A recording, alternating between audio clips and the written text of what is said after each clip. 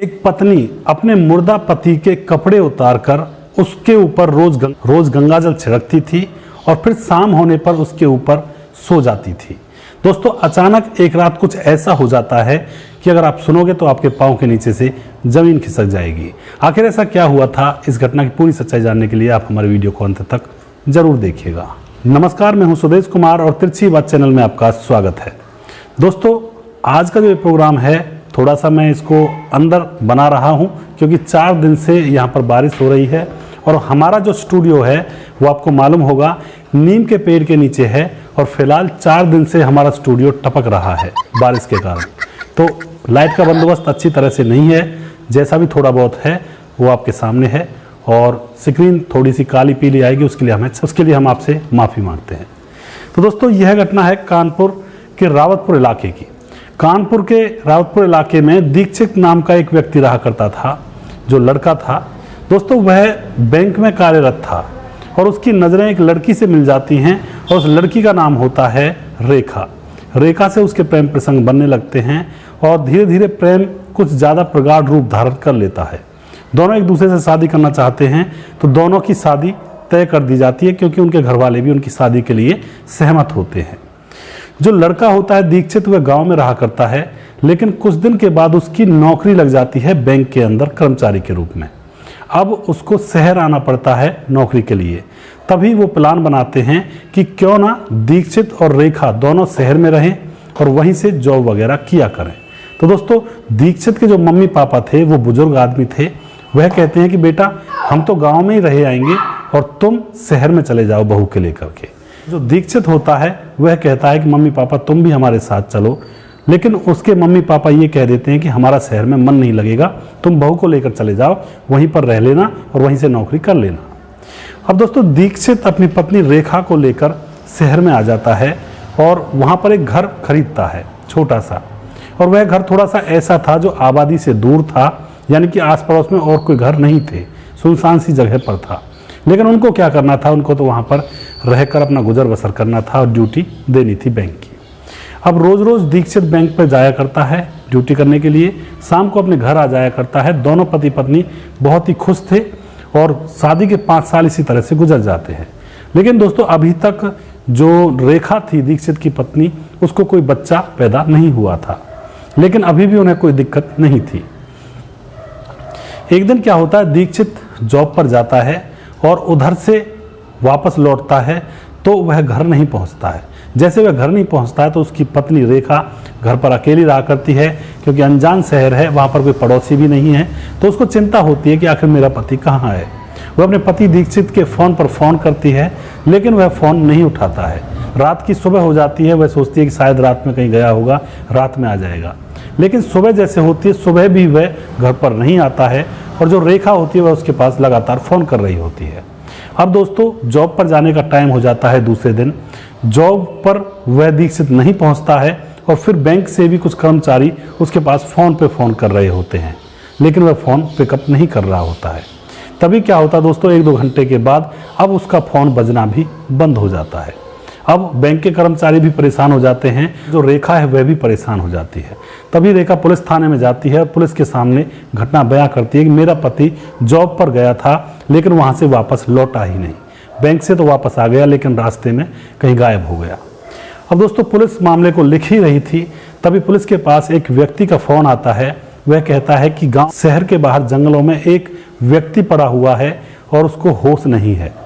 दोस्तों, पुलिस तुरंत वहाँ पर पहुँचती है, वहाँ जाकर देखती है, उस व्यक्ति को उठाती है और उस व्यक्ति को रेखा को दिखाती है। पूछती है, यह तो तुम्हारा पति नहीं है। रेखा उसको देखकर जोर जोर से रोने लगती है और कहने लगती है, साहब यही तो मेरा पति है दीक्षित। अब उसको हॉस्पिटल में भर्ती करवा दिया जाता है, लेकिन दोस्तों, हॉस्पिटल में जैसे उसे भर्ती करवाया जाता है तो वहाँ के डॉक्टर उसे मृत घोषित कर देते हैं और यह बात रेखा को सुनाई पड़ जाती है। अब रेखा जोर जोर से दहाड़ मारकर रोने लगती है हॉस्पिटल के अंदर ही, और जो दीक्षित के माँ बाप थे वह बुजुर्ग थे, वह उस समय वहाँ पर हॉस्पिटल में नहीं आए थे और वह गांव में भी थे। अब उसके बाद क्या होता है दोस्तों, डॉक्टर उसकी डेड बॉडी का पोस्टमार्टम करवाने के बाद उस लड़की को सौंप देते हैं और वह लड़की उस लाश को लेकर अपने घर आ जाती है, किराए की एम्बुलेंस वगैरह करके। और फिर घर में ला करके आस पड़ोस की जो दूर दूर रहने वाले पड़ोसी थे वह पूछते हैं कि क्या हालत है, कहाँ थे रात भर। तो वह जो लड़की होती है रेखा, वह बताती है कि हालत ठीक हो जाएगी, यह कोमा में चले गए हैं।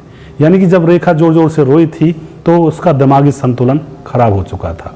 जिस डेड बॉडी को, जिस इंसान को हॉस्पिटल वालों ने मृत घोषित कर दिया था, वह उसको अपने घर लाकर उसका अंतिम संस्कार करने की बजाय वह लोगों से कह रही थी कि यह कोमा में है और यह सही हो जाएगा, जल्दी ही सही हो जाएगा।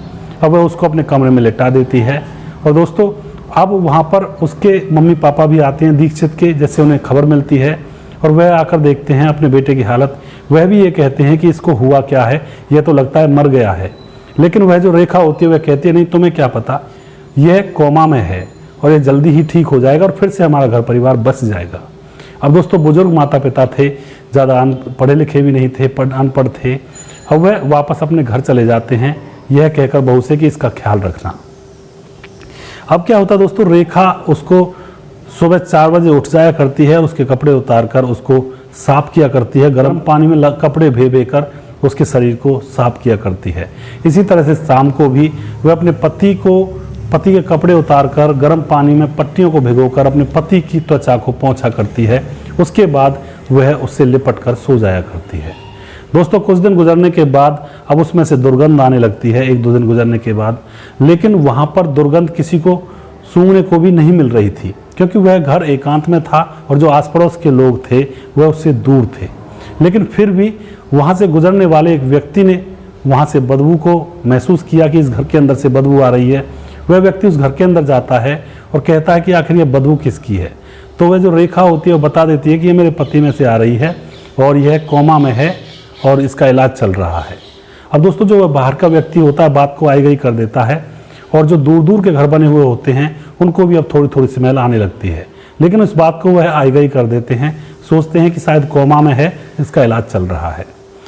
अब दोस्तों धीरे धीरे जब बदबू ज़्यादा आने लगती है तो वह जो रेखा होती है अपने पति की डेड बॉडी को गर्म पानी से पोंछती है और फिर उसके ऊपर गंगाजल छिड़कती है और फिर उससे चिपट कर सो जाती है। इसी तरह से कोरोना का समय भी आता है बीच में और फिर सारे घर सुनसान हो जाते हैं, कोई किसी की तरफ ध्यान नहीं देता, आप लोगों को पता है। इसी तरह से दोस्तों 18 महीने गुजर जाते हैं और 18 महीने गुजरते गुजरते जो उसके पति की डेड बॉडी थी बिल्कुल सड़ चुकी थी, गल चुकी थी और इतनी बुरी दुर्गंध वहाँ से आती थी कि वहाँ पर टिकना भी मुश्किल था। दोस्तों तभी क्या होता है, कुछ डॉक्टरों की टीम निरीक्षण सर्वे कर रही थी घर घर जाकर। तभी कुछ डॉक्टर वहाँ पर पहुँचते हैं, उनको वहाँ पर लगता है कि बहुत बुरी स्मेल आ रही है। वे उस घर के अंदर घुसते हैं और पूछते हैं कि ये बदबू कहाँ से आ रही है। तो वह जो रेखा होती है वह फिर से डॉक्टरों से कह देती है कि यह मेरा पति है और यह कोमा में है, जल्दी ही ठीक हो जाएगा और फिर से हम आराम से उसी तरह रहेंगे जैसे पहले रहा करते थे। दोस्तों डॉक्टर अब घर के अंदर ज़बरदस्ती घुस जाते हैं और जाकर उसकी डेड बॉडी को देखते हैं तो वह पूरी तरह से गली हुई थी, हड्डियाँ निकली हुई थी और वह वहाँ पर बेड पर लेटा रखा था उसने। डॉक्टर भी देखकर परेशान हो जाते हैं कि आखिर यह कैसी औरत है। उसके बाद वह उस औरत से कहते हैं कि इसको दाह संस्कार के लिए ले जाना पड़ेगा क्योंकि यह मर चुका है। लेकिन जो रेखा थी वह मानने के लिए तैयार नहीं थी, दहाड़े मारकर जोर जोर से रोने लगती है, नहीं साहब मेरा पति जिंदा है और यह बहुत जल्दी ठीक हो जाएगा। उसके बाद उनको लगता है कि इसका मानसिक संतुलन खराब हो चुका है। वह फिर उससे बहाना लगाते हैं कि इसको हॉस्पिटल ले जाना पड़ेगा, कुछ दवाइयों की ज़रूरत है, ऑक्सीजन वगैरह लगानी पड़ेगी। उसके बाद दोस्तों वह उस डेड बॉडी को वहाँ से ले जाते हैं, हॉस्पिटल में ले जाकर देखते हैं मृत घोषित कर दिया जाता है। और फिर क्या होता है दोस्तों, डेड बॉडी का अंतिम संस्कार कर दिया जाता है उसके माँ बाप को बुलाकर और उस लड़की रेखा को पागल खाने भेज दिया जाता है। तो दोस्तों यहाँ पर इस कहानी का अंत हो जाता है। तो यहाँ इस घटना में आपको क्या लगता है, वह जो लड़की थी रेखा, क्या वह सच्चा प्यार करती थी अपने पति से या फिर पागलपन का दौरा पड़ा हुआ था उसे? और फिर मैं तो यहाँ पे यही कहूँगा कि पागलपन का दौरा भी अपने पति की याद में रो रो कर ही उसको बना था। तो ऐसी पत्नी के प्रेम के बारे में आप क्या कहना चाहोगे? अपनी राय कमेंट बॉक्स में लिख सकते हैं, लोगों के साथ शेयर कर सकते हैं। कुछ पत्नियां ऐसी होती हैं जिनको अपने पति से मतलब नहीं होता, किसी घर से मतलब नहीं होता, लेकिन यहाँ पर दिखाई देता है कि उस औरत को अपने पति से कितना प्यार था। उसके लिए वह पागल की जैसी परिस्थिति में पहुँच चुकी थी और अपने पति को जिंदा करने की कोशिश कर रही थी, क्योंकि पागलपन की जो परिस्थिति होती है उसमें भी इंसान को ये लगता है कि मैं ठीक हूँ और अपने पति को जिंदा कर लूँगी। तो इसी तरह का माहौल यहाँ पे बन जाता है। तो आप क्या कहना चाहते हो इस घटना के बारे में? अपनी राय कमेंट बॉक्स में लिख सकते हैं। और उस औरत के बारे में क्या कहना चाहोगे और इस पूरी घटना के बारे में आप क्या कहना चाहोगे? अपनी राय लिख सकते हैं। दोस्तों, अगर आपको हमारे वीडियोज अच्छे लगते हैं तो इनको शेयर ज़रूर कर दिया करें। हम आपके बहुत बहुत आभारी रहेंगे और अगला प्रोग्राम में बहुत जल्दी फिर से लेकर आऊँगा किसी सच्ची घटना के ऊपर। तब तक आप खुश रहें, सावधान रहें, रिश्तों की अहमियत को समझें। जय हिंद, जय भारत।